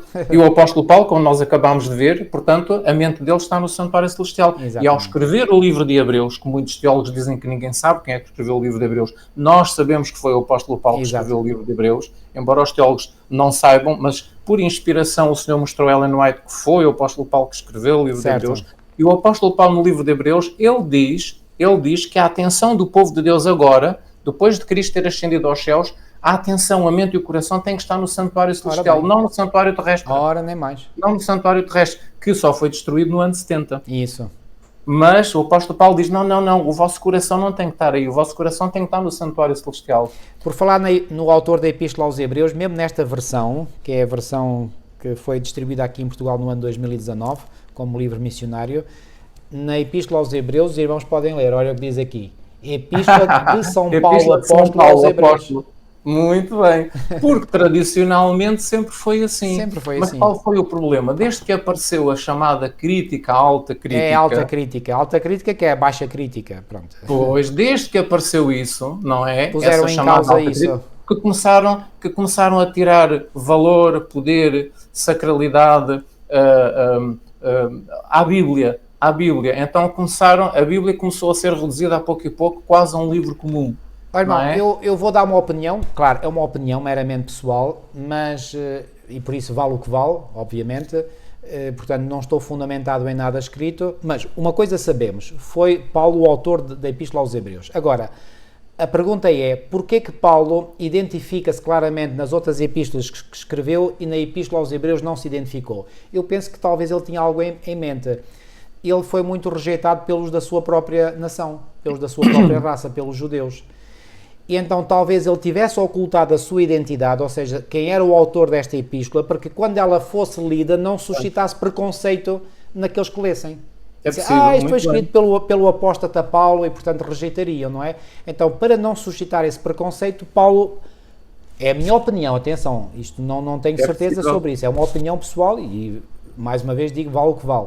Mas eu acredito que, sendo Paulo o autor, isso sabemos, ele terá ocultado, portanto, que era o autor para que os leitores, que eram do seu próprio povo, porque a epístola é dirigida a quem? Aos hebreus. Quem eram os hebreus? Eram os da sua própria raça, não é? Isso mesmo. Então, para não suscitar preconceito, que ele sabia que o preconceito contra ele já era alto, então ele preferiu esconder-se. Pronto. Porque ele queria passar a mensagem, ele não queria promover-se, não é promover o nome dele. O que interessa é a mensagem, não interessa o mensageiro não interessa. A mensagem é mais importante que o mensageiro, ok? Muito bem. Portanto, irmãos, quando a Bíblia diz no versículo 1, alegrei-me quando me disseram vamos à casa do Senhor, como hoje não há santuário do Senhor aqui na terra que foi destruído no ano 70, agora a nossa mente e o nosso coração não esqueçam. E foi essa a instrução que Jesus deu aos discípulos antes de ele ascender aos céus. Jesus deu a instrução aos discípulos: o vosso coração, a vossa mente tem que estar no santuário celestial, para onde eu vou agora como sacerdote. Muito não bem, é? E é ali que vocês têm que dirigir as vossas orações. Então, nós hoje, para onde é que dirigimos a nossa mente e o nosso coração? Para o santuário celestial. Porque é ali que está o coração e a mente do povo do Senhor. Aqui está a preservança dos santos, aqui no santuário celestial. É ali que os santos preservaram na obra que está lá a ser feita. Compreendem? Então, eu não me inibo, enfim, não está na lição, eu sei, mas isto é apenas mais um contributo. Eu não me inibo de ler aqui uma passagem que diz respeito aos 144 mil e que dizem, portanto, há duas passagens no livro do Apocalipse que falam sobre os 144 mil. Este é outro tema que o irmão sabe muito e também me ensinou aqui algo. Em Apocalipse, no capítulo 14 e no versículo 4, falando dos 144.000, diz: estes são os que não estão contaminados com mulheres. Sabemos que aqui mulheres é no sentido simbólico, figurado, porque são virgens, também esta virgindade é no sentido espiritual. Estes são os que seguem o Cordeiro para onde quer que vá. Como é que os 144.000 nesta terra podem seguir o Cordeiro para onde quer que ele vá? Ou seja, os 144.000 seguem, por exemplo, a transição do Cordeiro do lugar santo para o lugar santíssimo. Sabem pela fé onde Jesus, o seu Salvador e Senhor, está. E é muito interessante uma visão que Ellen White teve, onde ela viu que depois de 1844, quando Jesus, supostamente, e a linguagem do livro do profeta Daniel dá a entender isso, que há um trono amovível. Portanto, o trono de Deus se moveu do lugar santo para o lugar santíssimo. Atenção que as dimensões do santuário celestial não têm nada a ver com as dimensões do santuário terrestre, não é? Mesmo, o santuário terrestre é uma pequeníssima miniatura do que é o santuário celestial. Portanto, o santuário celestial é enormíssimo. Porque quando nós lemos em Daniel 7 que quando estão lá milhões de anjos lá dentro, estão lá milhões de anjos a assistir ao julgamento, portanto não pode ser um espaço pequeno, tem que ser um espaço enormíssimo, não é? Então, quando há essa transição do lugar santo para o lugar santíssimo, não é? Que alguns acompanharam pela fé, obviamente, pela fé, Jesus, outros não acompanharam, e ainda mais triste, alguns acompanharam Jesus para o lugar santíssimo, mas depois fizeram marcha atrás de novo para o lugar santo. Sim. Antes de Jesus se ter deslocado do lugar santo para o lugar santíssimo, adoravam a Deus no seu trono, no lugar santo, e que quando o trono de Deus foi movido para o lugar santíssimo, aqueles que ficaram no lugar santo continuaram a adorar a Deus no lugar do trono que ali estava. Exatamente. Só que esse trono vem a ser ocupado por Satanás. Exatamente. E Satanás passa a ser adorado por essas pessoas que pensam que estão a adorar Deus quando estão a adorar Satanás. Isto é terrível. Exatamente. É isso que está escrito, é o que está lá, é o que está lá nessa visão. Isto é absolutamente terrível, não é? Ou seja, aqueles que não aceitam a mensagem do ministério de Cristo no santuário celestial, aqueles que não aceitam que Jesus iniciou novas funções em 1844, estão, sem o saber, a adorar Satanás e não a Jesus Cristo. Isto é horrível, mas esta é a verdade que foi revelada por Deus à sua serva. Está lá na visão, está lá na visão. Claramente. Okay? Não tenho agora aqui, eu não estava a pensar dizer isto, portanto não tenho aqui a passagem, mas isto ocorreu-me agora. Então, isto para dizer o seguinte: aqueles que são verdadeiramente os 144.000 seguem o Cordeiro para onde quer que ele vá. Quando o Cordeiro saiu do lugar santo para o lugar santo, eles o seguem, mas seguem como? Eles estão lá? Não estão na terra. Como é que o seguem? Pela fé. E são perseverantes nesta ideia de Jesus estar no lugar santíssimo do santuário celestial desde 1844, a fazer o julgamento do povo de Deus. Agora, irmão, e já agora investigativo, que é um julgamento, não esqueçam. Isso mesmo. E já agora outra ideia. Assim como no antigo povo de Israel, toda a vida religiosa estava centrada no santuário. Isso, à volta do santuário. Hoje, para o Israel espiritual de hoje, a nossa teologia está centrada, tem que estar centrada no santuário celestial. Isso, exatamente. Não muito pode ser bem. de outra maneira. Senão nós não somos o Israel espiritual de hoje. Exatamente, isso mesmo. E já agora, por falar em Israel espiritual, eu gosto de fazer esta comparação. Assim como o Israel de antigamente era adventista porque acreditava no advento do Messias, claro, o primeiro advento, não é? Porque Jesus ainda não tinha vindo a primeira vez, nos tempos do Antigo Testamento. O Israel de hoje é também um povo adventista, porque aguarda não o primeiro advento, mas o segundo advento de Cristo. O Israel de antigamente era um povo que observava o sábado do sétimo dia, portanto, tinha um sábado como memorial da criação e da redenção porque lembrava a libertação do Egito, Deuteronômio 5, as 2 segundas tábuas da lei, ok? Então, é o Israel de hoje um povo do sétimo dia? Era o povo de Israel antigamente um povo que tinha o espírito de profecia no seu seio? Era. O Israel espiritual de hoje tem o espírito de profecia no seu seio, ou seja, o que é o espírito de profecia? O espírito de Deus manifesta nos seus servos os profetas. Tinha o povo de Israel de antigamente uma compreensão do grande conflito como nenhum outro povo à face da terra tinha? Tinha. Tem o Israel espiritual de hoje uma noção do grande conflito, uma ideia do grande conflito como nenhuma outro povo tem? Tem. Tinha o Israel de antigamente uma mensagem de saúde? Tinha. Tem o Israel de hoje uma mensagem de saúde? Tem. Tinha o povo de Israel de antigamente uma compreensão clara sobre o estado do homem na morte? Tinha. Tem o Israel espiritual de hoje uma noção clara sobre o estado do homem na morte? Tem. Tinha o Israel de antigamente toda a sua vida religiosa centrada no santuário, que é o tema da lição, Sião. Tinha. Onde é que está centrada a teologia e as nossas crenças do Israel espiritual de hoje? Na Jerusalém Celestial, na Sião Celestial. No santuário celestial. Conseguem ver os paralelismos, irmãos? E há mais, eu só indiquei os principais. Muito bom. Isto para dizer o quê? Isto para dizer que não há a menor sombra de dúvidas de que o Israel espiritual de hoje não é o Israel que está lá a viver algures no Médio Oriente. O Israel espiritual de hoje é o povo de Deus que preserva as mesmas doutrinas que o povo de Deus preservava nos tempos do Antigo Testamento. E à luz deste paralelismo, se nós buscarmos entre todos os religiosos, todas as denominações cristãs, religiões, qual é o povo que preserva na íntegra a mensagem que a Igreja Cristã Primitiva tinha e a mensagem do antigo povo de Israel, só há um povo à face da terra que mantém esta mensagem, e esse povo é o povo adventista do sétimo dia. Bom, deixem-me dizer-vos também mais isto. Este é o lado positivo da história, porque também há o lado negativo. Pois. Assim como o Israel de antigamente tinha estas verdades, era o povo que tinha os oráculos de Deus, como Paulo vai dizer na Epístola aos Romanos, mas nunca viveu coletivamente falando à altura dessas verdades. O Israel espiritual de hoje também tem estas verdades, mas não vive à altura dessas verdades. O paralelismo é o mesmo, é igual. É igual, irmãos.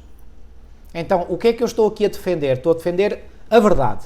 E a verdade é, o povo de Deus, que Deus hoje tem sobre a face da terra, é o povo adventista do sétimo dia. Mas este povo, miseravelmente, hoje, vive da mesma forma que vivia o povo de Israel no passado. Não vive à altura das verdades que conhece. Infelizmente. É triste, mas é a realidade. Exatamente. Agora, será que no Israel antigamente, embora o povo coletivamente não vivesse à altura da verdade, houve pessoas individualmente que se destacaram e que foram salvas porque viveram à luz dessas verdades que possuíam? Sim, houve. Será que hoje há pessoas que individualmente se destacam e que vivem à altura dessas verdades? Sim, também há. Glória a Deus por isso. São o remanescente. É o remanescente do remanescente. O remanescente em cada geração, em cada zona do mundo, em cada época, em cada ano, há sempre um remanescente, não é? Então, é interessante. Ou seja, resumindo e concluindo, se me perguntarem porquê que tu és adventista do sétimo dia, eu respondo taxativamente e claramente e direta e incisivamente pelo seguinte: eu sou adventista do sétimo dia e nunca renegarei este facto, porque a Igreja Adventista do sétimo dia é o único povo à face da terra que contém atualmente os oráculos de Deus. Nenhum outro povo tem. Eu não estou nesta igreja porque este povo seja mais santo do que outros povos. Deveria sê-lo, mas não é. Mas não é menos verdade que, apesar deste povo, na sua totalidade hoje, não ser mais santo do que outros povos, deste povo vai sair um povo remanescente que vai atingir a norma, que vai atingir o ideal, que vai atingir a perfeição de caráter e que vai atrair outros que ainda estão lá fora, que são as ovelhas que estão noutros apriscos, vai atrair estes para virem cá para dentro, ou seja, para dentro da comunidade de fé, e esse será o povo que estará pronto para a segunda vinda de Cristo. E porquê é que eles virão? Eles virão porque verão pessoas diferentes, assim como o povo seguia a Cristo porque via em Cristo uma pessoa diferente dos rabis, dos fariseus, dos líderes religiosos da época, então seguiam-no. Ora, no fim dos tempos haverá um povo que refletirá o caráter de Cristo e o mundo vai ver e o mundo vai ser atraído. Os sinceros, os fiéis, aquelas ovelhas que estão dispersas, não é? E que Jesus diz que quer reuni-las, não é? Então, esses que são sinceros, que são verdadeiros, que andam à procura da verdade e que ouvem a voz do verdadeiro pastor, esses vão ver, olha, aqui está o povo do Senhor. Agora sim, estamos a ver o povo do Senhor. São estes que têm a verdade, são conduzidos pelo Espírito de Deus, refletem o caráter de Cristo. Então, esses vão vir, não é?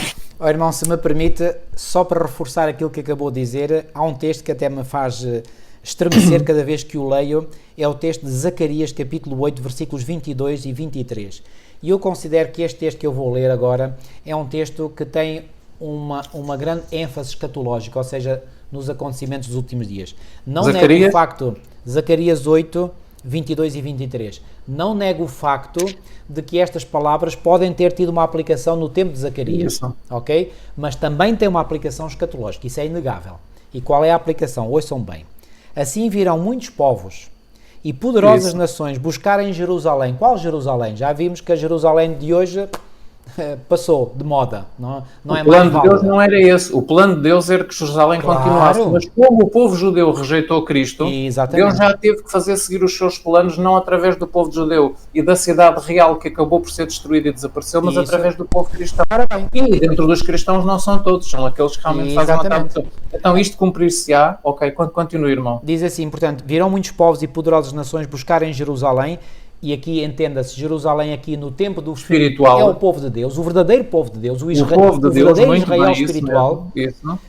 Buscar em Jerusalém o Senhor dos Exércitos e suplicar a bênção do Senhor. Assim diz o Senhor dos Exércitos: naquele dia sucederá que pegarão 10 homens de todas as línguas das nações, pegarão-se na orla do vestido de um judeu, e aqui entenda-se, judeu espiritual. E o apóstolo Paulo tem que ler esta passagem muito rapidamente em Romanos 2, 28 e 29. Romanos 2, 28 e 29 diz: porque não é judeu o que o é exteriormente, nem é circuncisão a que o é exteriormente na carne, mas é judeu o que o é no interior, e circuncisão a que é do coração no espírito, não na letra, cujo louvor não provém dos homens, mas de Deus. Então quem são os judeus dos últimos dias? Os judeus espirituais, aqueles que assimilaram as grandes verdades, os oráculos de Deus, não é? Que os integram, que os vivem. Então pegarão na orla do vestido de um judeu dizendo: iremos convosco. Iremos convosco porquê? Porque temos ouvido que Deus está convosco. É tão bonito isto, não é? Isto até faz vibrar. É assim que vai acontecer. É assim que vai acontecer. As pessoas olharão derramar o seu espírito em chuva seródia, e o alto clamor, a última pregação da verdade ao mundo inteiro for dada, é isto que vai acontecer. É isto que vai acontecer. Porque as pessoas serão tocadas, as pessoas sinceras serão tocadas pelo Espírito de Deus, e essas pessoas reconhecerão: não, aquele povo é um povo real, aquele povo é um povo sincero, aquele povo é um povo honesto, verdadeiro, não há mácula neles. Vamos seguir aquilo que eles seguem porque eles estão no caminho certo. Exatamente. E não se vão enganar. E Deus irá conduzir, Deus irá juntar as ovelhas sinceras que estão aí espalhadas em tantos cantos, em tantas ideologias, em tantas religiões, vai juntá-las todas num único povo, do qual ele será o supremo pastor. Exatamente, muito bem, é isso mesmo, irmão. Aqui no versículo 4 do capítulo do Salmo 122, diz que para onde sobem as tribos do Senhor, até ao testemunho de Israel. O que era o testemunho de Israel? Era a lei dos 10 mandamentos. Era o testemunho de Israel, dado ao povo. E realmente no coração de Davi e no coração do povo de Deus, eles sempre foram ensinados a dar muito valor e muita importância à lei dos 10 mandamentos, não é? Embora o diabo outro paralelismo que eu há pouco não me indiquei, assim como o povo de Israel sustinha, pelo menos teoricamente, a lei de Deus na sua íntegra, qual é o povo que hoje sustenta a lei de Deus na sua íntegra? Só há um. Muito Exatamente. Bem. Irmão, vamos ter mesmo que avançar, estamos com 1h22 já. Pois estamos. Vamos ler ainda o Salmo 87, ok? O irmão agora pode ler o Salmo 87, por favor. Depois eu leio o Salmo 46, que eu gosto muito do Salmo 46. Muito bem, o Salmo 87. Fundada por ele, sobre os montes santos, o Senhor ama as portas de Sião mais do que as habitações todas de Jacó. Gloriosas coisas se têm dito de ti, ó cidade de Deus. Dentre os que me conhecem, farei menção de Raabe e de Babilónia.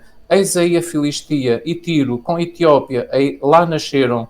E com respeito a Sião se dirá: este e aquele nasceram nela. E o próprio Altíssimo a estabelecerá. O Senhor, ao registrar os povos, dirá: este nasceu lá.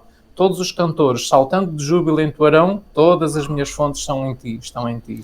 Porquê que o Senhor pergunta? Porquê que o Senhor ama as portas de Sião mais do que todas as habitações de Jacó? Qual é a resposta lógica, irmão? Isto é muito simples. Porquê? Ora, responda lá. Fundada por ele sobre os montes santos, o Senhor ama as portas de Sião. Sabem que os montes santos eram o Monte Moriá, e o Monte Sião, sobre o qual foi fundada a cidade de Deus, a Jerusalém, e sobre a qual foi fundado ou construído o santuário, não é? Aqui a nossa autora da lição, ela dá aqui uma ideia que eu gostei muito. Ela diz: Deus ama as portas de Sião mais do que todas as habitações de Jacó, como diz o Salmo 87 no versículo 2 que acabámos de ler, expressando a superioridade de Sião sobre todos os outros lugares em Israel, que eram lugares de ajuntamento para o povo de Deus no passado, como Silo e Betel. Ou seja, Porquê que era um lugar superior a todos os outros? Porque ali está Deus. Porque ali está a presença de Deus, exatamente. Porque ali está a presença de Deus. E dali irradia a sua bênção para o povo judeu em primeiro lugar, mas vai até aos confins da terra essa bênção. É aquele lugar que Deus honrou com a sua presença. Isso Podia mesmo. ter escolhido outros lugares de Israel, mas Isso. Deus honrou o Monte Sião e o Monte Moriá, portanto, que estavam no fundo juntos. No fundo era a área do templo, no fundo, não é? Certo. E veio a ser conhecido tanto um como o outro, como o Monte do templo, tanto o Monte Moriá como o Monte Sião. Portanto, é ali que Deus decidiu manifestar a sua presença. Exatamente. E por isso era um Monte Santo, era um lugar santo. Deus amou aquele sítio. Aqui é muito interessante esta menção que os versículos fazem. Esta Raabe, dizem outras traduções, é o que é o Egito, não é? Portanto, aí me conhecem o Egito, a Babilónia, a Filistia, Tiro e Etiópia, lá nasceram. Isto é muito interessante porque mostra que pessoas de várias nações acabam por ser atraídos pela influência, pela bênção que deriva de Sião. Exatamente. Portanto, há uma seja, renovação. e nós sabemos que pessoas de todas as nações, tribos, línguas e povos deste mundo estarão um dia no reino eterno, não é? Portanto, a bênção que irradia a partir da casa de Deus atinge todos os povos, ou melhor, atenção, atinge no sentido de que toca todas as pessoas.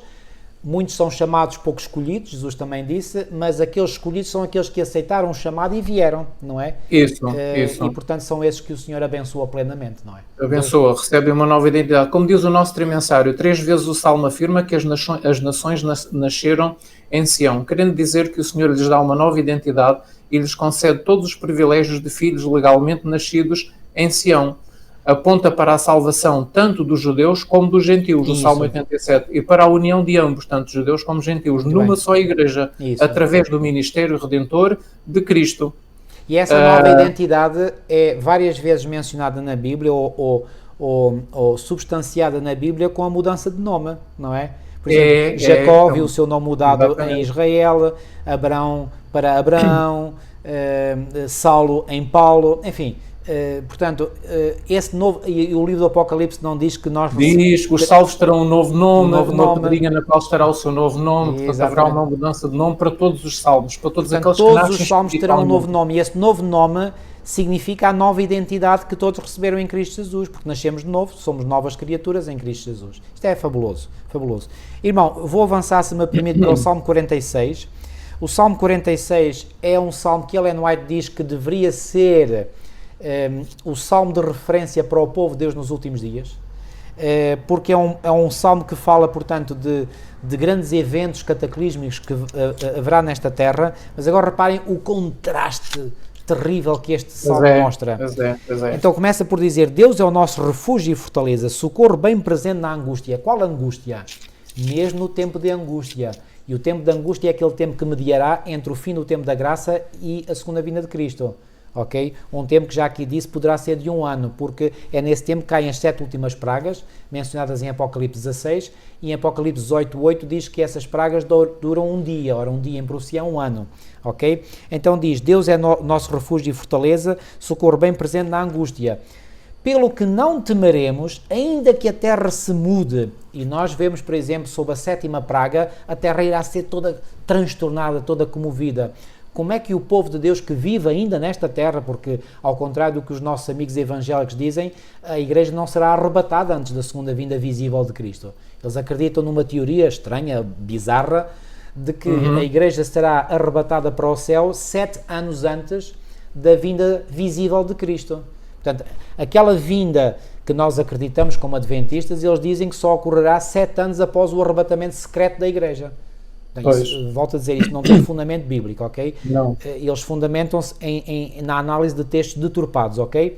Então, a igreja não viverá a grande tribulação no céu, porque eles dizem que a grande tribulação será vivida pelos que ficaram, não é? E que esses que ficaram durante esses 7 anos terão uma segunda oportunidade de se converter, o que é falso também.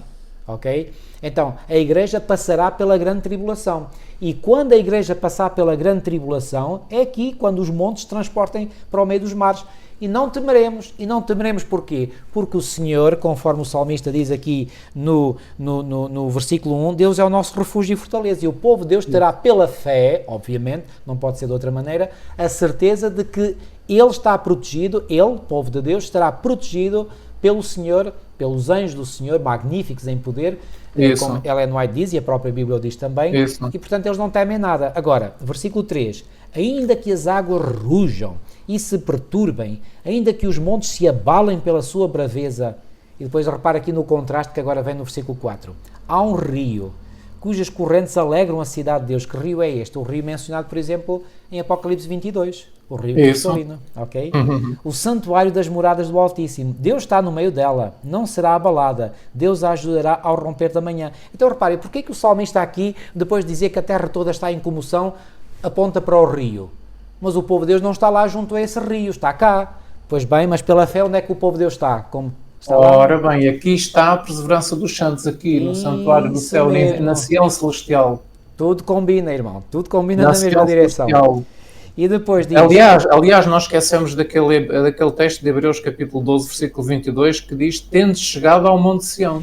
Exatamente. Oh, irmão, o apóstolo Paulo diz aos cristãos, tendes chegado ao Monte Sião. Como é que eu não me lembrei desse texto há mais tempo? Temos que o ler. Hebreus capítulo 12 e versículo 22. Versículo 22. Mas chegastes, reparem, Paulo está aqui a falar para os hebreus do seu tempo, para o povo judeu do seu tempo, no primeiro século da era cristã. Está falando para os cristãos hebreus, judeus que se converteram ao cristianismo. Muito bem. Obrigado pelo reparo, porque não era só para os judeus, era para os judeus convertidos. Tornados cristãos. Muito bem. Então, mas chegastes. Como é que eles tinham chegado ao Monte de Sião? E onde é que está este Monte de Sião? Está lá no céu? Não estava, este Monte de Sião, segundo Paulo, não estava cá na terra, na cidade terrena de Jerusalém. O que é que ele diz? E à cidade do Deus vivo, à Jerusalém celestial e aos muitos milhares de anjos. Como é que eles chegaram até lá se eles estavam na terra? Chegaram lá como? Pela fé.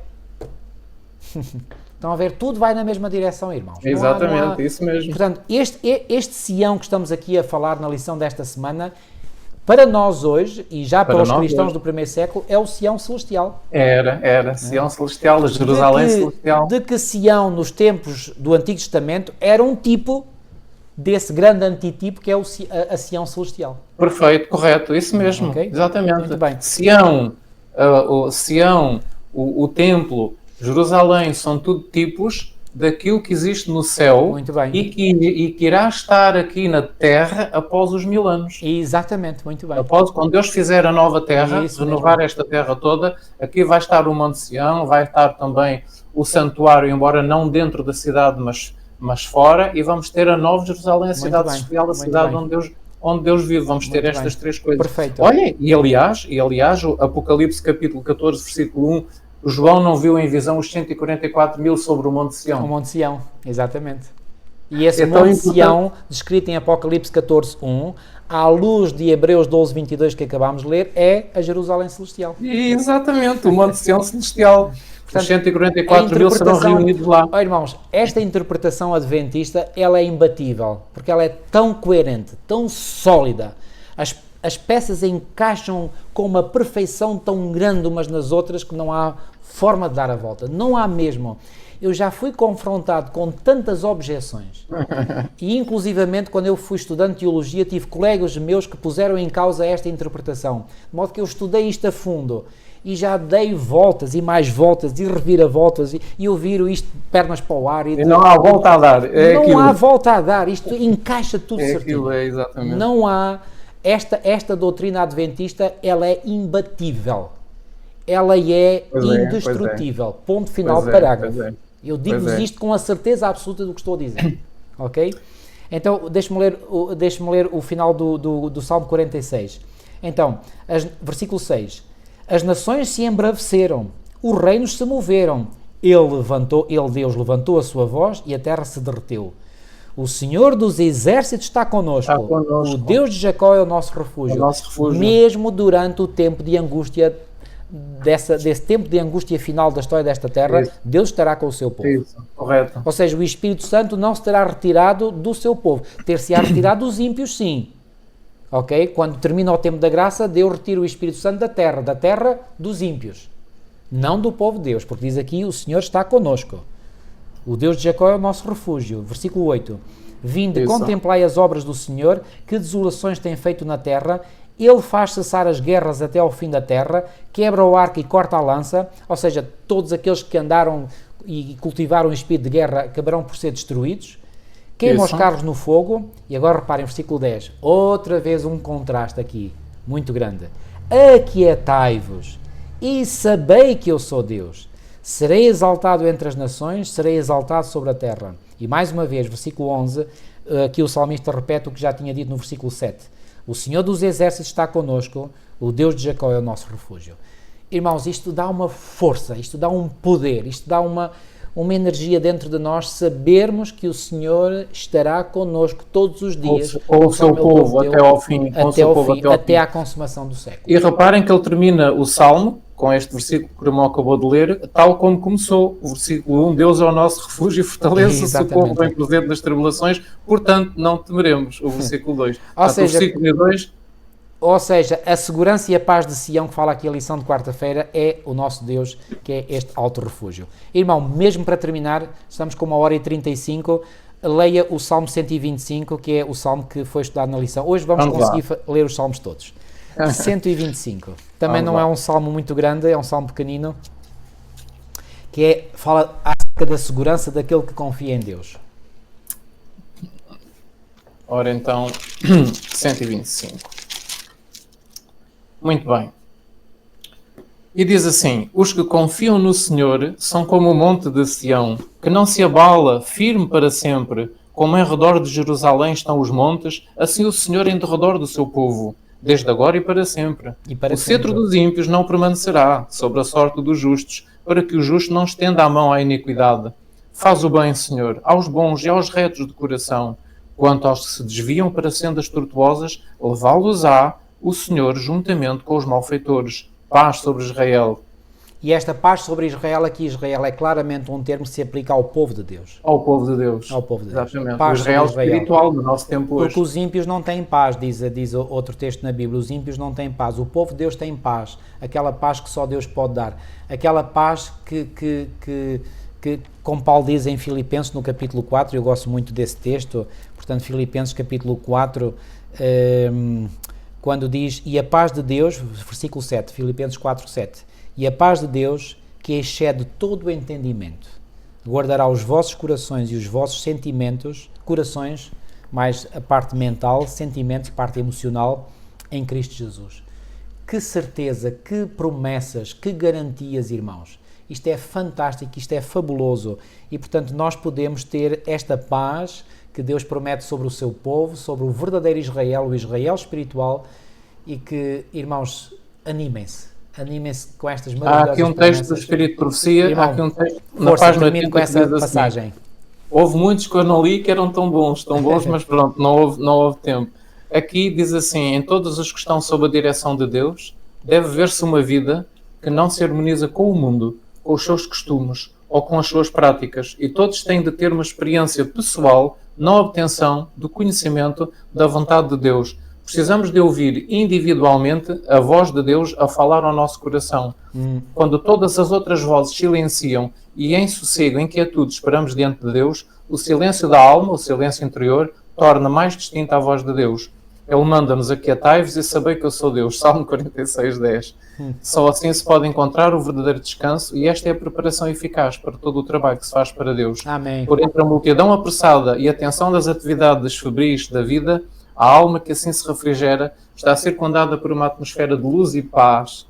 A vida terá significado e há de revelar um poder divino que atinge o coração dos homens. Desejado todas as nações, página 327, edição da publicadora Servir. Muito obrigado, de irmão. 2017. Então, irmãos, não esqueçam que nós podemos viver a vida de Enoque, do Antigo Testamento, de antes do dilúvio, podemos viver a vida de Enoque, podemos viver a vida de José, a sua fidelidade, e podemos viver a vida de Daniel, que é um tipo também daqueles que passarão as dificuldades nos últimos dias. Amém. Não é? Amém. Então, ele foi fiel, nós vamos poder permanecer fiéis também no fim dos tempos. Podemos ter paz, podemos sentir Deus no nosso coração, na nossa mente, e podemos fazer a vontade E podemos do Senhor. sentir paz, não porque não haja rebuliço à nossa volta, mas apesar do rebuliço, do mundo estar todo em...